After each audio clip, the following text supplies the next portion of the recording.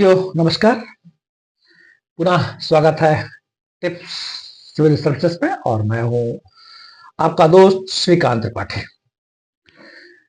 महिला पर्यवेक्षक पदों के लिए मध्य प्रदेश लोक सेवा की परीक्षा भी 16 फरवरी को सुनिश्चित हो गई है और बहुत सारी जो प्रतियोगी परीक्षाएं होती हैं उन सब के लिए उपयोगी होगा। आज का जो व्याख्यान है वो है खाद्य सुरक्षा अधिनियम के संबंध में।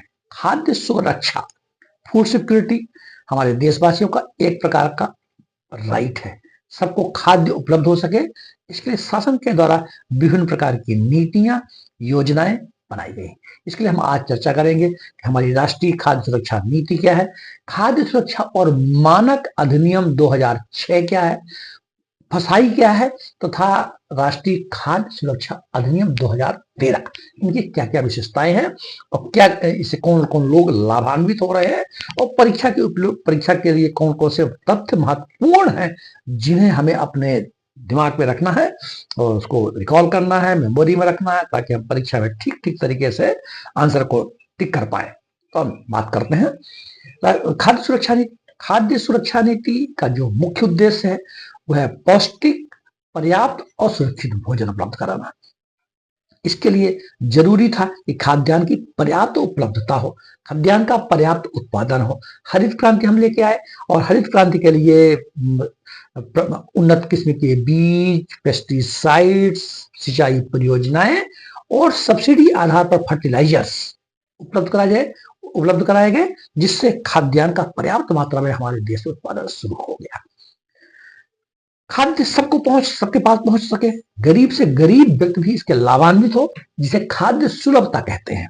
खाद्य सुलभता के लिए PDS system, public distribution system भी कहा गया। इसके भी दो प्रकार किए गए।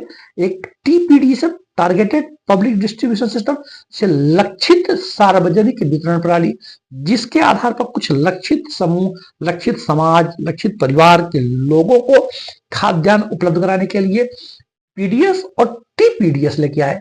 इसके अंतर्गत भारत सरकार के द्वारा और हमारी राज्य सरकारों के द्वारा अन्नपूर्णा योजना, अंत्योदय अन्न योजना, मिड डे मील का नाम जो मध्याह्न भोजन कार्यक्रम था उसका नाम अब बदल दिया गया है। इसको आप याद रखिएगा। मध्याह्न भोजन योजना 1995 में लागू की गई थी, जिसे सितंबर 2021 में इसका नाम बदल करके प्रधानमंत्री पोषण शक्ति निर्माण योजना कर दिया गया है।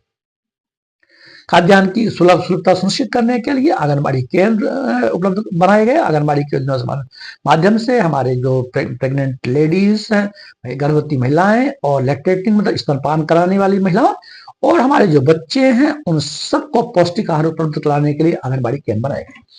खाद्य की सुलभता हमेशा आपात परिस्थितियों में भी खाद्य स्थिरता बनी रहे। कोई आपात परिस्थितियां आ जाती हैं, सूखा, बाढ़, भूकंप, ऐसी कोई परिस्थितियां बन जाती हैं, आकस्मिक परिस्थितियां बन जाती हैं। इसके लिए भारतीय खाद्य निगम बने हुए हैं। भारतीय खाद्य निगम का काम है कि खाद्यान्न का खरीदी करना, उनका भंडारण करना और वितरण करना, आवश्यकता अनुसार पहुंचाना।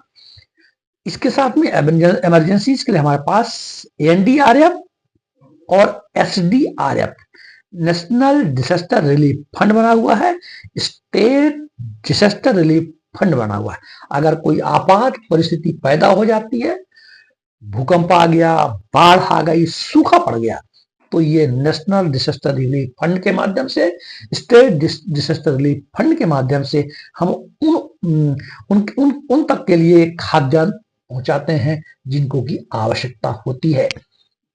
खाद्यान्न सदैव सुलभ उपलब्ध होता रहे, खाद्यान्न का अधिकार सुरक्षित हो, इसके लिए जरूरी है कि सतत कृषि तकनीक, ऐसी टेक्निक एग्रीकल्चर की अपनाई जाए जो सस्टेन्ड हो, हमेशा चलती रहे। इसके लिए लगातार वैज्ञानिक खोज और हमारे कृषि विज्ञान केंद्र बने हुए हैं। तो ये हमारे खाद्य सुरक्षा नीति के बारे में हमने चर्चा कर लिया।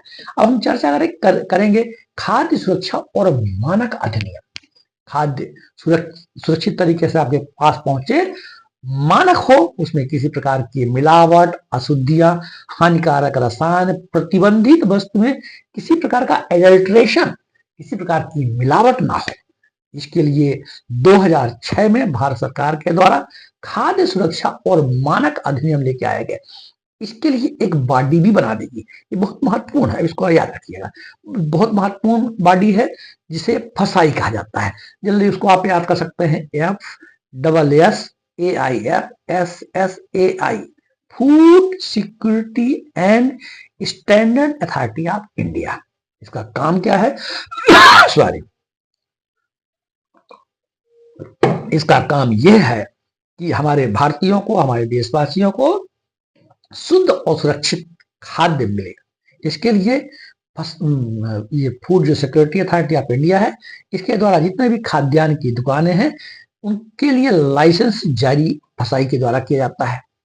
और ये जो खाद्यान्न का जो लेबलिंग उसमें होती है, पैकिंग, लेबलिंग, पैकिंग और जो की जाती है, उसमें जो न्यूट्रिशंस वैल्यू लिखी होती है उनका परीक्षण भी इसी के द्वारा किया जाता है। ये तो कोई भ्रामक विज्ञापन, ऐसे ऐसे विज्ञापन लॉन्च किए जाते हैं कि ये चीज इतनी सुरक्षित है, इतनी पौष्टिक है और ये हमेशा युवा रखेगी, और तरह तरह की शक्तिवर्धक विज्ञापन जारी किए जाते हैं। इन सब पर भी निगरानी रखने का काम इसी प्राधिकरण के द्वारा किया जाता है। यद्यपि इसके लिए कानून भी बना हुआ था, पूर्व में हमारे ड्रग्स एंड मैजिक रेमेडीज आपत्तिजनक विज्ञापन अधिनियम 1954 में बना था, जिसमें ये कहा गया कि यदि ऐसी कोई विज्ञापन जारी किया जाता है जो भ्रामक हो और अवैध तरीके से जारी किया जाता है, उस पर नियंत्रण करने के लिए किया जाता है। वास्तव में जो FSSAI अथॉरिटी है, ये जो हमारे 1954 में जो कानून बना हुआ था, prevention of food adulteration act 1954, food prevention of food adulteration act 1954, और एक बना हुआ था फूड प्रोडक्ट ऑर्डर 1955, दोनों को मिला करके ये बना दिया गया। इसका बेसिक काम यही है कि ये खाद्यान्न के मानक को तय करते हैं, उन पर निगरानी करते हैं, उनकी जांच करते हैं। यदि किसी प्रकार का असुरक्षित और मिलावटी खाद्य बेचे जाते हैं तो उनको दंड के लिए रिकमेंडेशन भी करते हैं, और लोग ऐसे झूठे विज्ञापन जो दावे करते हैं वो सब जेल भी जाते हैं और उनको जुर्माना भी लगता है। तो ये काम खाद्य सुरक्षा और मानक अधिनियम 2006 के द्वारा स्थापित food security and standard authority of India. सबसे महत्वपूर्ण, अब आगे हम चर्चा करने जा रहे हैं खाद्य सुरक्षा अधिनियम 2013। बहुत ही इंपॉर्टेंट राष्ट्रीय खाद्य सुरक्षा, जिसे कि खाद्य सुरक्षा अधिकार, खाद्य सुरक्षा का अधिकार ये राइट है। कोई व्यक्ति भूखा नहीं सो सकता है। सबको खाद्यान्न उपलब्ध कराना हमारी सरकार की जिम्मेदारी है। हमारी शासकीय संस्थाओं की के लिए जो बनाई बॉडीज है, जो निकाय है, उन सबकी जिम्मेदारी है कि हमारे देशवासियों को सुरक्षित और पौष्टिक आहार मिलते रहे। इसके लिए 2013 में खाद्य सुरक्षा अधिनियम लेके आया गया। 5 जुलाई 2013 को लागू हुआ और ये 10 सितंबर 2013 को अधिसूचित किया गया। इसे खाद्य सुरक्षा खाद्य अधिकार अधिनियम के रूप में भी जाना जाता है। इसकी विशेषता यह है कि यदि शासन के द्वारा सुरक्षित खाद्य किसी को उपलब्ध नहीं कराया जाता तो उसे खाद्य सुरक्षा भत्ता पाने का प्रावधान है। एक तो यह है। इसका मुख्य उद्देश्य जो है कि देश के गरीब और कमजोर वर्ग के लोग हैं, उनको सब्सिडी आधार पर, यानी कम रेट पर, सस्ते रेट पर, रियायती रेट पर खाद्यान्न उपलब्ध कराना है। इसके लिए अनाज वितरण की व्यवस्था की गई है।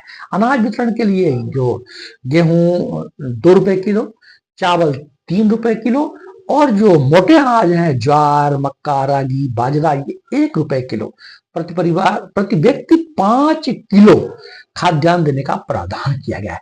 लेकिन साथ में जो अंत्योदय कार्डधारी, अंत्योदय अन्न योजना के अंतर्गत अंत्योदय कार्डधारी है, प्रति परिवार 35 किलो खाद्यान्न को उपलब्ध कराया जाएगा। अंत्योदय कार्डधारी की खास विशेषता यह है कि इसकी मुखिया परिवार की जो 18 वर्ष की से अधिक उम्र की लड़की है, वह परिवार की मुखिया मानी जाएगी और उस परिवार की मुखिया को परिवार के लिए 35 किलो सस्ते दर पर अनाज उपलब्ध कराया जाएगा। एक तो ये बहुत ही महत्वपूर्ण है, इसको आपको याद रखना चाहिए। दूसरा, इसमें आंगनबाड़ी केंद्रों को भी शामिल किया गया और कहा गया है कि जो प्रेग्नेंट लेडी हैं, लैक्टेटिंग मतलब गर्भवती महिलाएं, स्तनपान कराने वाली महिलाएं हैं, उनको पौष्टिक पोषण आहार के साथ साथ 6,000 रुपए का एक मुफ्त मातृत्व लाभ भी दिया जाएगा। मध्याह्न भोजन की हमने चर्चा कर लिया, वह भी इसी के अंतर्गत शामिल है, जिसका नाम बदल दिया गया है, प्रधानमंत्री पोषण योजना 2021 इसका नाम कर दिया। इसके माध्यम से 6 माह से 6 वर्ष तक के बच्चों को आंगनबाड़ी केंद्रों के माध्यम से पौष्टिक पोषण आहार उपलब्ध कराया जाता है। इसके लिए हमारे देश में पब्लिक डिस्ट्रीब्यूशन सिस्टम, सार्वजनिक वितरण प्रणाली, जिनको आप राशन की दुकान है या उपभोक्ता भंडार कहते हैं, पूरे देश में, देश के कोने कोने में फैली हुई है। ये भी 2 प्रकार की हमने बता दिया, एक टीपीडीएस है जिसको टारगेटेड पब्लिक डिस्ट्रीब्यूशन सिस्टम कहा जाता है, एक है पब्लिक डिस्ट्रीब्यूशन सिस्टम। इनके माध्यम से पूरे समाज के लिए, जो कि इसके लिए पात्र है, पात्र परिवारों का चयन किया जाता है। इसके लिए एपीएल कार्ड भी बने हुए हैं। एपीएल कार्ड का मतलब होता है एबव पॉवर्टी लाइन, और बीपीएल कार्ड भी बने हुए हैं जिसका मतलब है बिलो पॉवर्टी लाइन। तो एपीएल कार्ड धारियों के लिए जो खाद्यान्न उपलब्ध कराने की दरें हैं, ये बीपीएल कार्ड धारियों की अपेक्षा ज्यादा है। बीपीएल कार्ड धारियों को हमने बता दिया कि ये 2 रुपए किलो गेहूं, 3 रुपए किलो चावल, 1 रुपए किलो मोटे अनाज, इस तरह की ये व्यवस्थाएं की गई हैं। और इस पूरे व्यवस्था को ट्रांसपेरेंट रखने के लिए डिजिटल माध्यमों का उपयोग किया जाता है। ऐसे सेंटर्स बनाए गए हैं कि लोग इसका लाभ उसी लोग, इसी कोई कालाबाजारी न होने पाए, वही लोग इसका लाभ उठाते जो वास्तव में पात्र है, जिनके लिए चयन किया गया है। इसको डिजिटली माध्यम से भी इसका उपयोग किया जा रहा है, और राशन कार्ड को डिजिटलाइजेशन किया गया है। आगे चल करके 1 नेशन और 1 राशन कार्ड की बात भी की जा रही है। तो ये आज बहुत ही महत्वपूर्ण सेशन था, इतनी चीजें हमको याद रखेंगे तो हम एक बेहतर तरीके से अपने माइंड में खाद्य सुरक्षा को लेकर, जो कि खाद्य सुरक्षा अधिकार भी है ना, ये एक प्रकार का राइट है, फंडामेंटल राइट है कि सभी को खाद्यान्न उपलब्ध हो सके। तो ये आपकी करीब करीब जो महिला पर्यवेक्षक की 2 यूनिट है, उनको हमने कंप्लीट करा दिया है। सभी जितने महिला बाल विकास संबंधित योजनाएं हैं, जो एक्ट्स हैं, कानून हैं, विभिन्न विभागों द्वारा चलाई जा रही योजनाएं हैं, वो हमने अब तक कंप्लीट करा दिया है। आप प्ले लिस्ट पे जाकर tips civil services playlist पे आप जाएंगे, जहां आप जीत है सिर्फ जीत की, वहां सभी आपको करंट अफेयर्स के, मध्य प्रदेश लोक सेवा संबंधित विभिन्न प्रकार के वीडियोज, गाइडेंस, मोटिवेशन लेक्चर्स, ये सब लोग उपलब्ध हो जाए। आगे से कल जय हिंद, जय भारत।